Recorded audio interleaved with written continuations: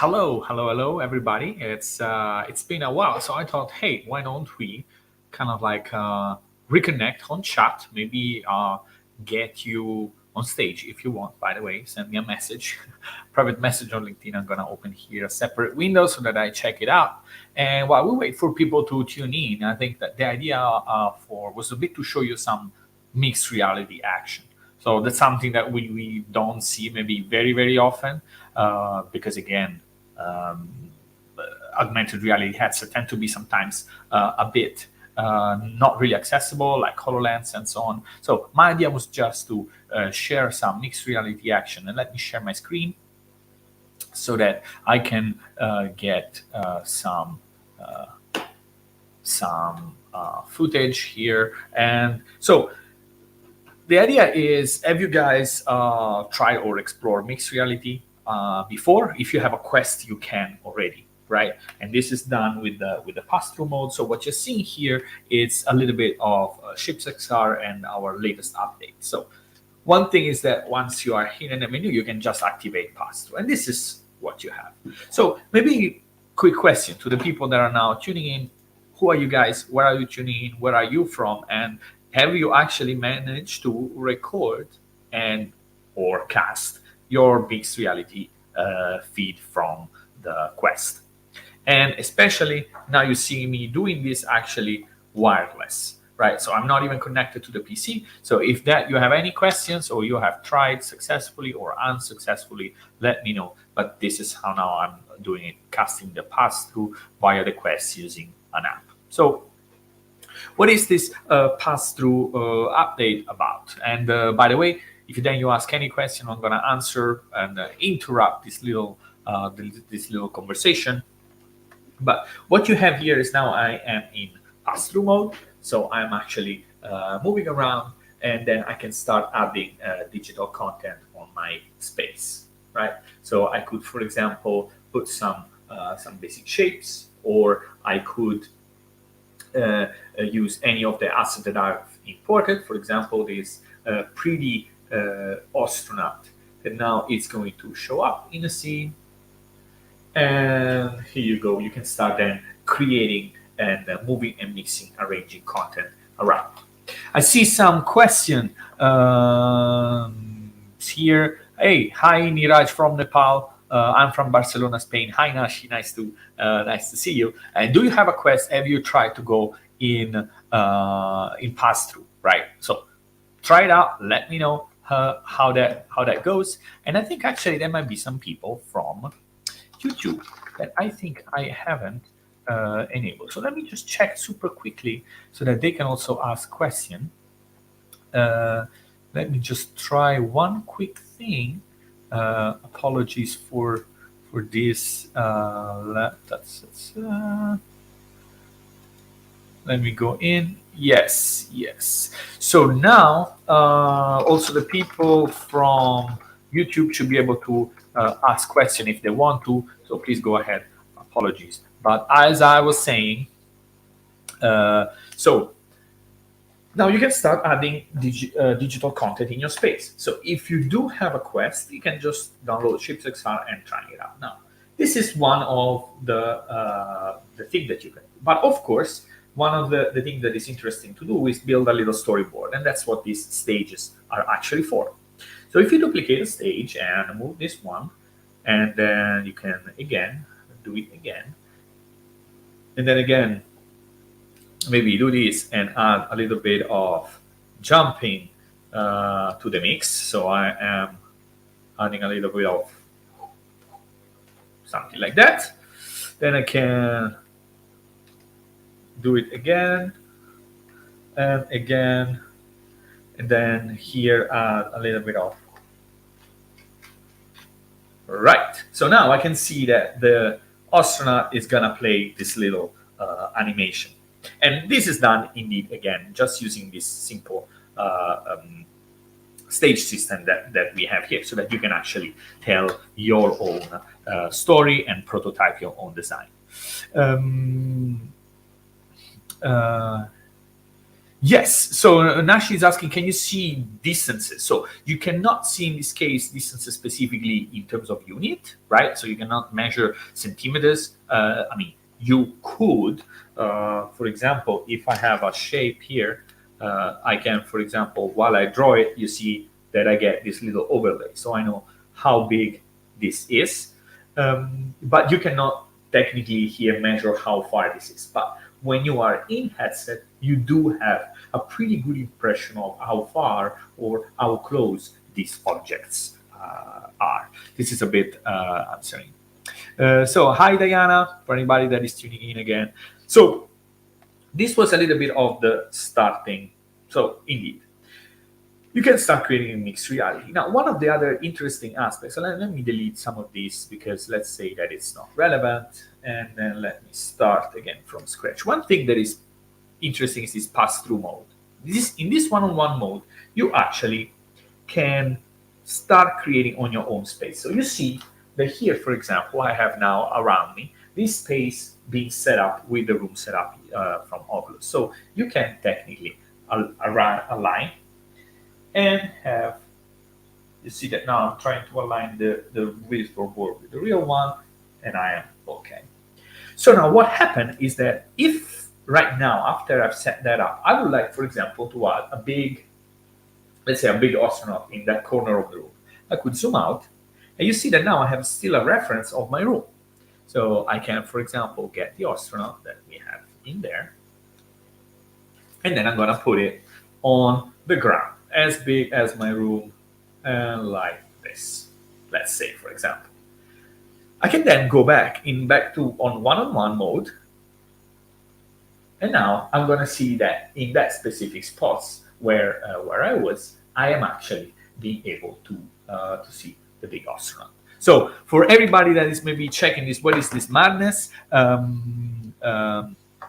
Then yes, this is a bit of mixed reality footage that you are seeing about the creative process that you can go through using ShapesXR. I see some question from Nicholas. He's asking, what app are you using to record your stream MR wireless? So good question, Nicholas. So I am using SideQuest. And in order to do that, you need to first use this enable wireless mode. And once you have done it, you can also get rid of the wire when you're actually streaming. So that's how I do it. Oh, it's going to be helpful also for others. Then there is a question from Augustine Del Olmo. He's asking, can you change the faces of a figure? Now, can you change the faces of a figure? I am not sure exactly 100% what you mean there. I mean, this is per se not a 3D modeling tool. So in a sense, if I'm now here creating, I cannot change the faces of this object, right? So I cannot manipulate it. You can create like volume with a sort of a brush. You can even create volumes within a grid. So you can technically create some shapes within the word grid, but that is still a different experience than being able to manipulate specifically the corners or the vertices of a 3D object. So that's a little bit about that. I hope that answered your questions. And one other thing that I wanna show you actually, and again, please feel free to ask questions. Try to address as many as possible while we still have some time. And again, don't hesitate to send me a private message on LinkedIn, and then I'll try to get you in on stage if you want to be on stage. So the other thing that I want to show you is the following. So let's go again to our little friend astronaut here. So now, when you do, of course, you see that I have this figure. And again, this is a design and prototyping tool, right? The idea is to have something quick, done, sketch to communicate your ideas. And one thing is that, of course, it doesn't go under my desk, right? You see, it actually, the desk doesn't occlude the space. But what I can do instead, and I can, for example, draw a cube. Let's say that I'm going to draw a cube like here. and then position it where currently my desk is. So I can put it here, just estimate. And then what you can add is the pass-through material. So pass-through material, in this case, it has to be black in order to be fully pass-through. So you have this specific material among your different options. You can use a black and put it here. You see that the block will disappear. But at that point, when you grab an object, you will see that then you get the occlusion as if this object would really be under my desk. Right? So if I put the object there, then I move closer, I look under, then I see actually the astronaut in there. Now, for example, I want to put it there at the corner, I don't want to bend down. What I can do is I can scale, put the thing here. I know where my desk is because I have this real world reference. I can put it there at the bottom, and then I can go back one-on-one, and then here we go. We have the astronaut under my desk. So we have now the question from Nashi. Says, can you save an object you created like the astronaut and use it in another project? Let me share your question, Nashi. That's a good question. Yes, you can. In this case, there are different formats for that. So you are here, for example, and when you export, you can export what you have created in GLTF as a USD to view it directly on your phone, iOS in AR, or you can just get a Unity project. So in that case, you can just put in this code in the Unity project and then give it to a developer, or in general, they can start creating and sharing what you have done. Of course, there is also another option, maybe super quick. This, of course, will not capture the view, but you can always make pictures of what you have created. So this, of course, doesn't capture the pass-through view in a sense, but it's still a good way to share your prototype, share the images, maybe on Slack or depending on how you work with your teammates. And let's say hi to Jose, not sure. Hi, Jose.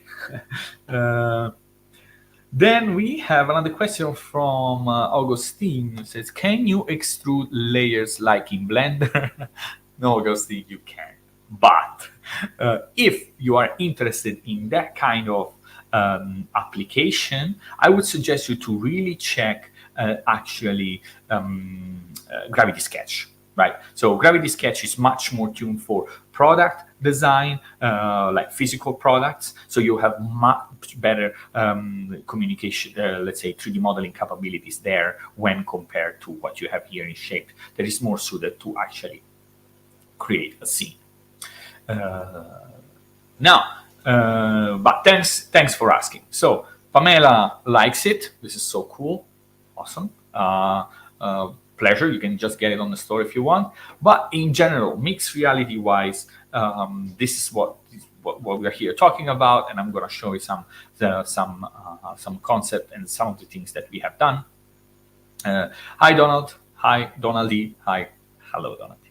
So what I was trying to show again was this capability to actually also zoom out and then use this occlusion. So I want to show you maybe an interesting concept. So let's say that, for example, I have here an asset, and I believe, let me find it. This is, there we go. So this what is seemingly like just an uninteresting hole, right? But I can do something interesting with it, and let me try to show you. I'm gonna move my thing. And then I'm going to be here and then create, for example, a little and a little. This is all unscripted. So please bear in mind if we are showing something that, where is it? Let's do this. Let's get just a cube. So I can do this. Let me delete.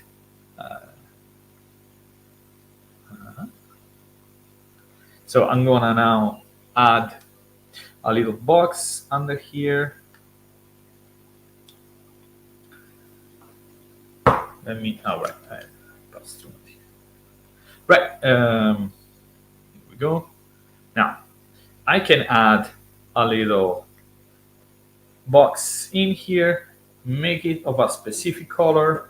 Let's say that we put it around here. And I can make it, for example, blue. Then I can, for example, create some other shapes, like, for example, here, and create something else but in gray.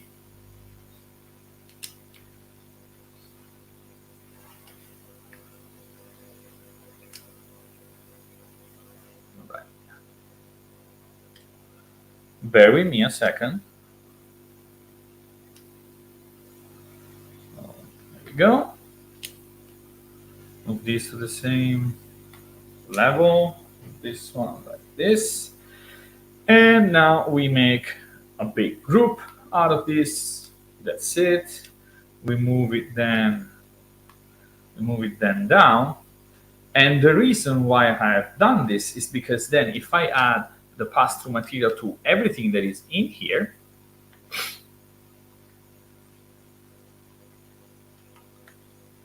then you have technically a hole in your desk, right?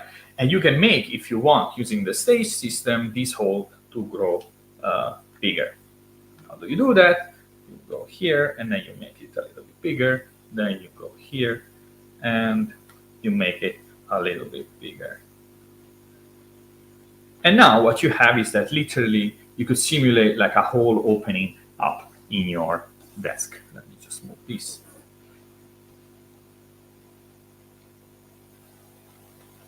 So, and this is possible indeed. Thanks to this pass-through material that you now see here that allows to like simulate occlusion in your where is it? Should be here. Where was it? I lost it. Here we go. Here is the pass-through cubes. So this is just a little example. So let's see. We have some question. So can we have simple animation in the object, right, on the GLTF format? No, we can't. So right now, when you are exporting this, you do export actually only one stage, so one frame of what you have seen, Pamela. But you can actually do what? You can export it to Unity, and then you will have all the stages for you. So that's one way. Then we have a question from Matt. Hi, Matt. Nice you being here. Opaque hand and arm tracking to support diegetic menu artifact anchoring in real time. Are the plans to generate opaque and arm tracking? So you mean to track our own arms and hands, I suppose. If that's the case, not at the moment. So we don't have we don't have plan again yet to support hand tracking when you are at least in creation mode, because of course, as you can imagine, there is a lot going on with the controller to make indeed creators powerful creators. So that's a bit tricky. So this is something that it depends very much on how our users are going to start experimenting with this mode. So please keep the requests coming, because we take them very seriously. And by the way, anybody that is interested can actually check in my feed here on LinkedIn. We wrote a lengthy article like with all the in details of our process for reaching up to this point. So for really being able to release this new update, showing how we have done our first design and prototyping, how we have involved users throughout the process, initially with some just surveys, then we went to interview, what question we asked, and what were the outcomes of those interviews. So summarized, so you can still get an overview of how we reached this point. So this was some of the things that I wanted to show, and I don't want to drag in any sense what you guys are are watching. Please feel free to reach out to me if you have any questions. You're curious again about what this mixed reality can do. And maybe the last thing that might be interesting to showcase again is a little bit of the field of view simulation that can be viewed from where is it? Where we are here. Let's imagine I have here, for example, a standard, let's say, phone UI, but this could be a AR UI that is attached to your wall. Maybe we could do indeed attach it to our wall. Here we go. We can put one and maybe another one a bit bigger on this side. I can go back to one-on-one reality, and now the UI is on my wall. Now, if we would be wearing like AR glasses, like how big you would want this UI to be and how distant from the user. So this is what you can do with the headset simulation. So you see that when I actually toggle the headset simulation, you just will be able to see what's within this square. So you can change it right now. Let's say that I would like to see maybe what would look on Magic Leap. This is how it would look. So you see that in that sense, both they would fit. Maybe like the first one, I would need to raise my head more in order to see the bottom of the UI. But if I go, for example, to HoloLens 1, then it's a very different experience, right? Because you see then the field of view it's greatly decreased. Now, that being said, you can also go back to custom and then set your own, right? So if you're working, for example, with an real light or you have another headset, you can then change this just sliding, and then you see that now it's becoming extremely narrow, or can be much wider, or it can get thinner or thicker based on the value that you input actually in here. So this is a bit of an example because I think it's especially important to start designing and thinking about certain experience, how they're going to look like. So if I go back to my astronaut here and I put it in the middle of the scene, right, you will see that how big these figures can actually be to be in the field of view. So I might like to have this big astronaut and have like a very dominant, let's say, see on my desk, and it would be okay if I'm using like a VR headset that simulates the virtual world. But then when I go and activate something, even with a HoloLens 2, you see that it becomes completely cut. Then what can I do? I can maybe put this further away, hoping that then would fit, or I could potentially shrink it to a size that is instead, or I could shrink it to a size that then fits within my field of view. But then, of course, it's also important to consider like how my head is leaning, because I would need to look down, bend my head down in order to actually visualize this. So, and this is, again, something possible to do with this field of view simulation that you're seeing right now. So this is a bit of an example. I don't want to get too lengthy.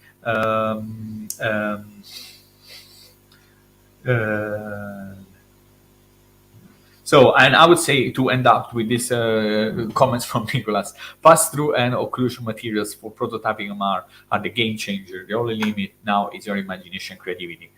Amazing.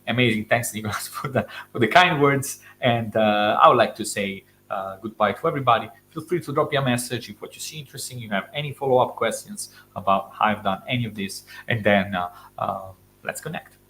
Bye, everybody.